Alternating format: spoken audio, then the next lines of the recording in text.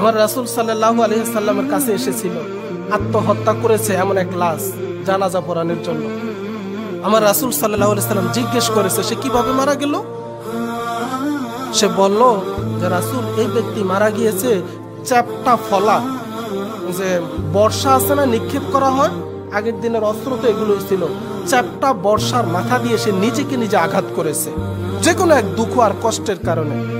রাসূল তার জানাজা পড়ালেন না, রাসূল তার জানাজা পড়ালেন না, চলে গেলেন। রাসূল দুই ধরনের ব্যক্তিদের জানাজা পড়তেন না, শুনে রাখুন, এগুলো মনে রাখার বিষয়। আমার রাসূল সাল্লাল্লাহু আলাইহি ওয়াসাল্লাম যে ব্যক্তির জানাজা আনায়ন করা হয়েছে তার ঋণ আছে কিনা জিজ্ঞেস করতেন। এমন একজন সাহাবার লাশ আনা হয়েছিল, সে ঋণী ছিল, হিসাব করে দেখা গেল তার যে সম্পদ রয়েছে এই সম্পদ ঋণের চাইতেও কম, তার সম্পদ বিক্রি করে ঋণ পরিশোধ করা যাবে না। রাসূল তার জানাজা পড়লেন না, কারণ সে ঋণগ্রস্ত, সুইসাইড করেছে, আত্মহত্যা করেছে। এমন ব্যক্তির জানাজাও রাসূল পড়লেন না। আপনি বুঝতে পারতেছেন ব্যাপারটা কিরকম? নিজের জীবনের দিকে একটু খেয়াল রাখুন। পরবর্তীতে ইসলামিক রাষ্ট্র যখন স্বনির্ভরশীল হয়েছে, রাষ্ট্রীয় কোষাগার থেকে মৃত ব্যক্তির ঋণ পরিশোধ করার পাওয়ার এসেছে, তখন রাসূল সাল্লাল্লাহু আলাইহি ওয়াসাল্লাম রাষ্ট্রীয় খাত থেকে ঋণ পরিশোধ করে দিয়ে তারপরে তিনি জানাজা পড়তেন। সুবহানাল্লাহ।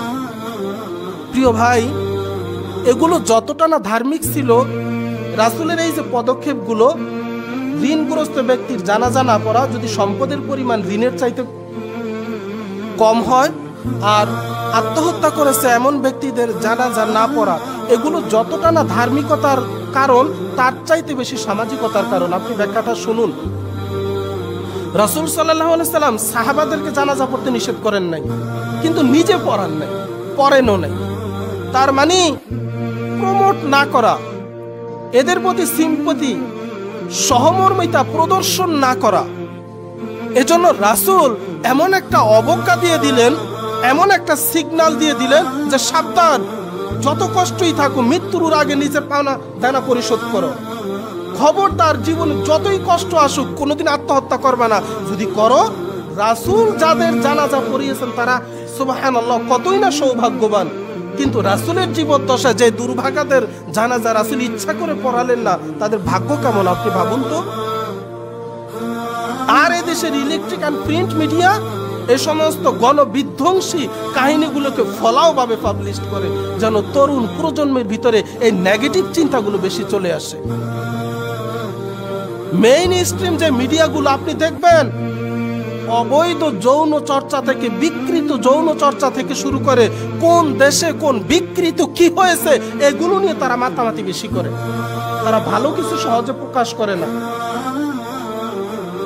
90 বছরের একটা বয়স্ক পুরুষ নিজের একাকিত্ব দূর করার জন্য উপযুক্ত পরিমাণে মহারানা দিয়ে বিয়ে করে বউ এনেছে, এটা নিয়ে টিটকারির শেষ নাই। আর মধ্যম বয়স্ক একাকিত্বের কারণে একটা ধনবান পুরুষ একাকিত্ব হতাশার কারণে সুইসাইড করে